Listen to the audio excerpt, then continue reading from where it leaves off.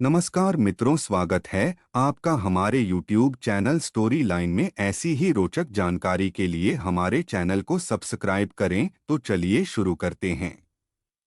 जन्म से ठीक पहले एक बालक भगवान से कहता है, प्रभु आप मुझे नया जन्म मत दीजिए। मुझे पता है पृथ्वी पर बहुत बुरे लोग रहते हैं। मैं वहां नहीं जाना चाहता। और ऐसा कहकर वह उदास होकर बैठ जाता है। भगवान स्नेहपूर्वक उसके सर पर हाथ फेरते हैं और सृष्टि के नियमानुसार उसे जन्म लेने की महत्ता समझाते हैं। बालक कुछ देर हठ करता है, पर भगवान के बहुत मनाने पर वह नया जन्म लेने को तैयार हो जाता है।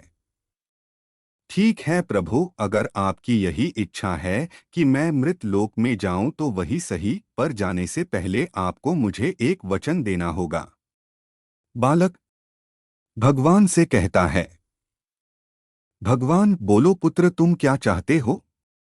बालक आप वचन दीजिए कि जब तक मैं पृथ्वी पर हूं तब तक हर एक क्षण आप भी मेरे साथ होंगे। भगवान अवश्य ऐसा ही होगा। बालक पर पृथ्वी पर तो आप अदृश्य हो जाते हैं। भला मैं कैसे जानूंगा कि आप मेरे साथ हैं कि नहीं? भगवान जब भी तुम आंखें बंद करोगे तो तुम्हें दो जोड़ी पैरों के चिन्ह दिखाई देंगे। उन्हें देखकर समझ जाना कि मैं तुम्हारे साथ हूं। फिर कुछ ही क्षणों में बालक का जन्म हो जाता है।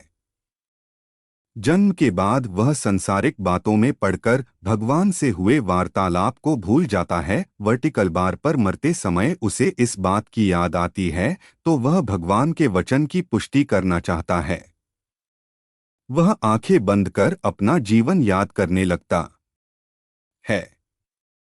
वह देखता है कि उसे जन्म के समय से ही दो जोड़ी पैरों के निशान दिख रहे हैं, वर्टिकल बार, परंतु जिस समय वह अपने सबसे बुरे वक्त से गुजर रहा था उस समय केवल एक जोड़ी पैरों के निशान ही दिखाई दे रहे थे। यह देख वह बहुत दुखी हो जाता है कि भगवान ने अपना वचन नहीं निभाया और उसे तब अकेला छोड़ दिया जब उनकी सबसे अधिक जरूरत थी।